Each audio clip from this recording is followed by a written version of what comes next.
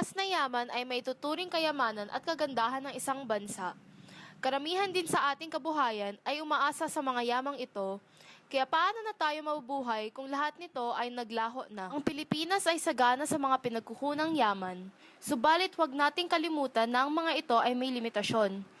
Ang pangangalaga at pagpapahalaga dito ay dapat bigyang pansin upang mapakinabangan pa ito ng mga susunod na henerasyon. Ngayon, sabay-sabay nating alamin ang wastong pagpapahalaga ng pinagkukunang yaman upang makamit natin ang pag-unlad ng bansa. Dapat natin hikayatin ang pagtutulungan ng pamahalaan at pribadong sektor na paunlarin ang mga paraan ng paggamit ng mga yaman na hindi nasasayang dahil marami ang mga likas na yaman na nasasayang at hindi nagagamit sa tama. Ipaloob ang konserbasyon at likas kayang paggamit ng biological diversity sa mga programa, plano at mga patakaran ng pamahalaan at pribadong sektor. Suportahan ang lokal na populasyon sa pagpapaunlad at pagsasagawa ng mga pamamaraan ng konserbasyon sa mga lugar na nababawasan ng biodiversity. Where locals took turns to guard the coasts from any fishing. Mangrove reforestation, fisheries management, and the establishment of a marine protected area. Vigilance, close monitoring, and intervention from the government and local folks are needed to stop persistent illegal fishing and unregulated shipping. The fisherman itself, para mga bantay dagat lahat eh. While they go fishing, they are also watching their resources, their territory, that no other fishermen or illegal fishermen that will fish and destroy their resources. After 3 years, the sanctuary and its neighboring areas steadily produced more fish. Sa umpisa, parang hindi pa masyadong na-influence yung mga tao. Importante na magpatrol kayo. Kasi para makita ng mga tao, gusto mong ipakita yung benefits, yung benepisyo ng mga tao. And then this kind of program, it takes time to get the benefits. 5 years, 7 years. Through discipline and cooperation in the community, the marine ecosystem fully recovered after 10 years. The long and difficult path to recovery has taught the people of Apo Island to favor and apply more sustainable ways of fishing. Sa inyo po, bakit po mahalaga ang pangangalaga sa ating likas na yaman? Kasi para kung umunlad din ang ating buhay. Kung hindi natin alagaan, wala rin. Thank you po. Bakit mahalagang pangalagaan ang ating likas na yaman? Para hindi magka-global warming. At saka parang hindi nagbabaha, ganun. Kasi isang dahilan kung bakit mga ganun dahil hindi nga napapangalagaan yung kalikasan natin.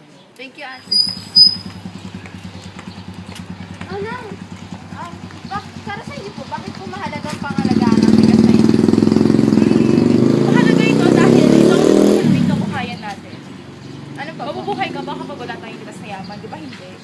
Paano ka mabubuhay kung walang pagkain? Paano ka inom ng tubig? Madedehydrate ka? Wala kang tirahan? Bakit mahalagang pangalagaan ang ating likas na yaman? Bakit mahalaga? Ano mahalaga yun? Kasi syempre yun yung pinagkukunan natin ng mga natural resources natin like food, water.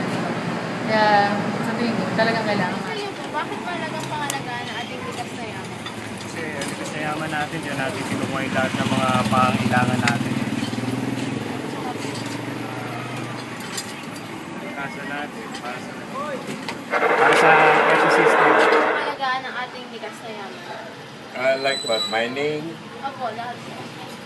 Kasi ang likas na yaman, let's say, ang likas na yaman, let's say mining, no? Ang mining kasi, marami tayong resources na dapat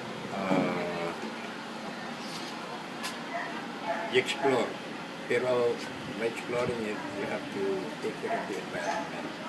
Kasi, ang income nun, maraming magagawa. Ito say, ang royalty, let's say, from the mining, part of it, you can use it to take care of the environment, like natin katulad ng mga forest. Kailangan talaga yun. Kasi, unang ang income nun, maraming magagawa. Kasi ang royalty, let's say from the mining, part of it you can use it to take care of the environment, like ating katulad ng mga forest. Kailangan pa rin yun. Pagdating naman ng coal, which we also have resources, kailangan din i-explore din natin yan. Sana yun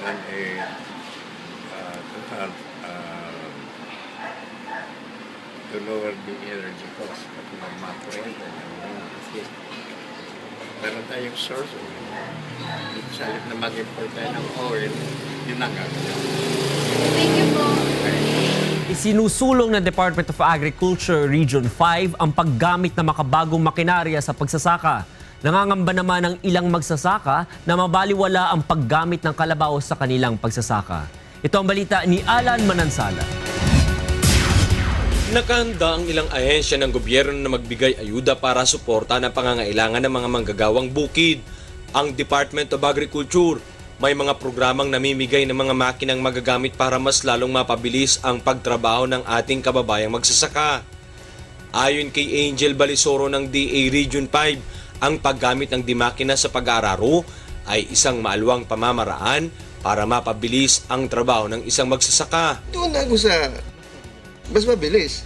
Dahil yung pera mo, maiksi rin na igagastusin mo. Ngunit dahil may mga makabagong teknolohiya at makinarya na maaaring gamitin sa pagsasaka, nangangamba ang ilan na posibleng mabaliwala na ang paggamit sa kalabaw. Ang kalabaw ay madalas iniuugnay sa mga magbubukid dahil ito ang kadalasang ginagamit sa pag-aararo ng mga magsasaka. Sa pag-iikot ng UNTV News sa Camarines Sur, may ilang magsasaka pa rin ang tiwala sa kakayanan ng kalabaw pagdating sa pag-aararo. Sa kabila ng mga proyektong inilulunsad ng gobyerno hinggil sa pagsasaka, mas pipiliin pa daw ni Mang Ariel ang paggamit ng kalabaw kumpara sa makina dahil meron daw kapasidad ang kalabaw na hindi kayang gawin ng makina. So naniniwala po kayo na itong kalabaw yung ito meron pang magagawa na hindi kayang gawin ng Oo naman. Marami, halimbawa itong mapantay yung lupa para yung tubig maalis dahil tataniman na ay. Paliwanag naman ng DA, walang dapat ikabahala ang mga kababayan nating may mga alagang kalabaw dahil maliban sa pag-araro, marami ang maaaring paggamitan nito at hindi naman kabilang ang mga kalabaw sa mga itinuturing na endangered species. Maaari din manong pagsabayin ang paggamit ng kalabaw at dimakina, kagaya na lamang ng ginagawa ng ilang magsasaka. Mula sa Camarines Sur, Alan Manansala, UNTV News Worldwide. Ang mga benepisyo ng teknolohiya para sa pinagkukunang yaman ay ang sumusunod. Hindi na ginagamit ang kamay kaya hindi nalilipat ang mga dumi. Dahil pagminsan, ang mga tao ay nagtatanim ng may maduming kamay at dahil doon, nadudumihan ang kanilang tanim. Ang sunod, mas nakakatulong ang teknolohiya dahil mas nabibilis ang produksyon ng pinagkukunang yaman at para sa mga malalaking kumpanya, makakatulong ito dahil hindi na kailangan ng maraming tauhan. Ngunit, dahil sa hindi na kailangan ng tauhan, may mga tao na nawawala ng trabaho, kaya masasabi ko na ang teknolohiya ay may disadvantage at may advantage. Dahil sa teknolohiya, mas mabilis ang mga gawain at bumababa ang labor ng mga tao. At tumataas rin ang income dahil nga sa pagbilis ng produksyon.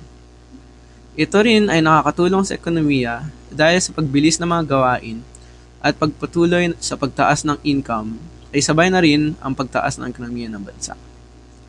Para naman sa mga prutas at gulay, dahil sa teknolohiya ay hindi ito agad nabubulok dahil nalalagay ito sa isang lagyanan na pinapalamig ito para ito ay fresh habang papunta kung saan ito kailangan. Sa suma total, dapat nating pangalagaan ang ating kalikasan sapagkat ito ay ang ating tirahan at kapag nasira ito, hindi lang guguho ang ating ekonomiya kundi tayo mismo ay mawawala ng tirahan at mawawala sa balat ng lupa. Inatuklasin at ating pagyamanin Luzon, Visayas, Mindanao tayong na at isigaw kay ganda o kay ganda